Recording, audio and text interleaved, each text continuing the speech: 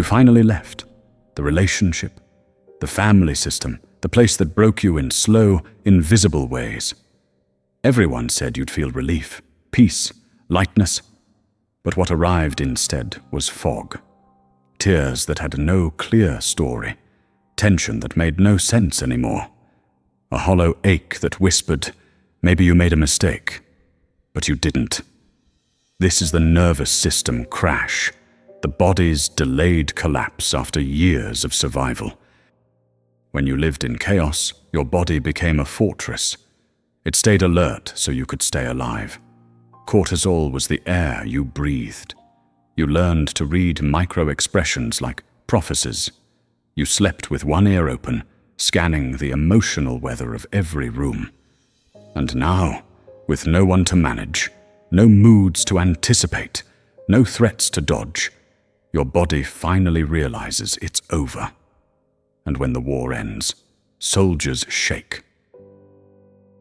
Here's the cruel twist. Safety doesn't feel safe at first, because trauma rewired you to associate calm with danger. Stillness became suspicious. Quiet meant the storm was gathering again. Love always came with a hook.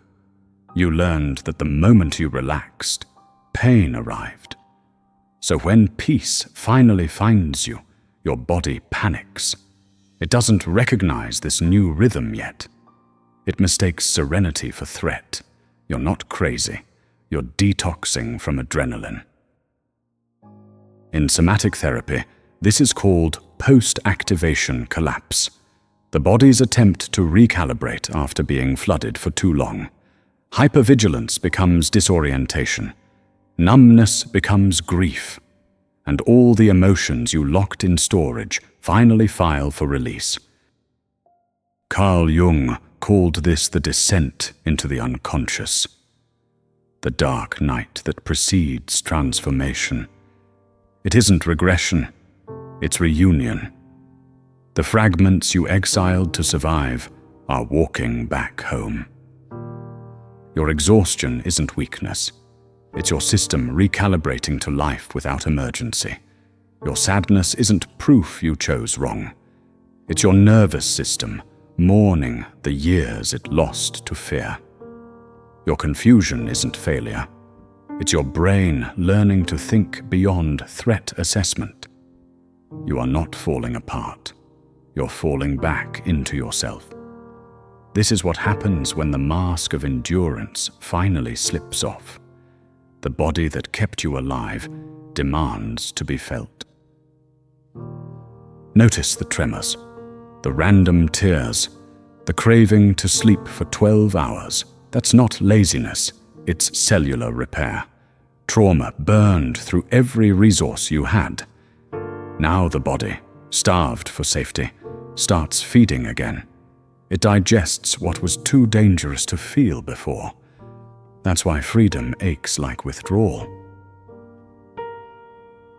You were addicted to survival chemistry, to the spike of vigilance, the illusion of control, the rush of, I can handle it. When those chemicals vanish, the void feels unbearable. But emptiness isn't evidence of loss, it's the absence of threat. You might miss them, miss the chaos, miss the constant proof that you were strong enough to endure. That doesn't mean you want to go back. It means your nervous system equated intensity with love. Quiet feels foreign because it was never safe in childhood. You keep waiting for the slap that doesn't come. That's the body remembering what the mind escaped. This is grief, not for the abuser, but for the years you spent negotiating safety that should have been given freely. Let yourself cry. Let yourself rage. Your tears aren't regression. They're release valves. They carry out everything you swallowed to stay polite, useful, alive. When everything goes still, the void opens, and in that silence, something ancient inside you whispers, "This is what peace actually sounds like." At first, it's terrifying. A silence so wide it echoes. But stay there. Breathe there. That emptiness isn't nothingness. It's potential. The soul expands only when the body stops flinching. Freedom was never supposed to feel euphoric. It was supposed to feel real, messy, trembling, alive. Bit by bit, your system learns the new pattern. That stillness can exist without punishment. That rest doesn't mean danger. That love can arrive without control. You begin to notice subtle miracles. Your shoulders drop sooner. Your breath deepens on its own. You catch yourself laughing without scanning the room first. That's not healing later. That's healing now.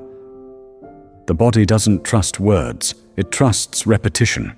Every peaceful moment that doesn't end in pain becomes new evidence of safety.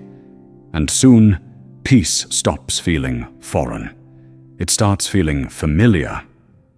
That's when recovery begins to feel like rebirth.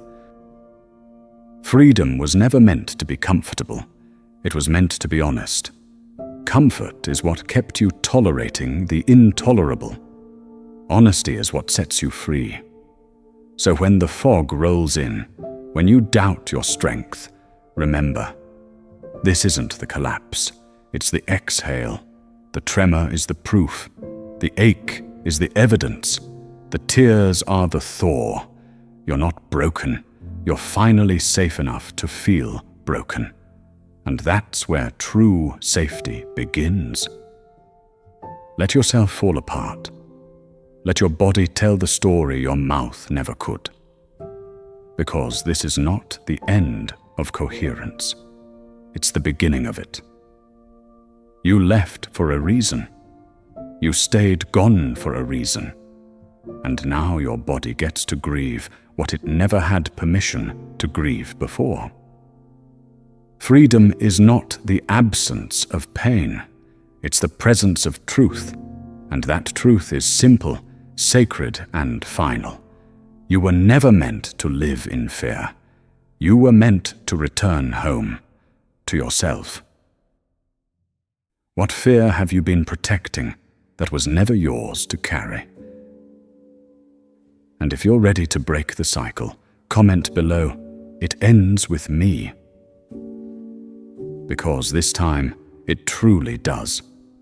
Right here, right now, with you.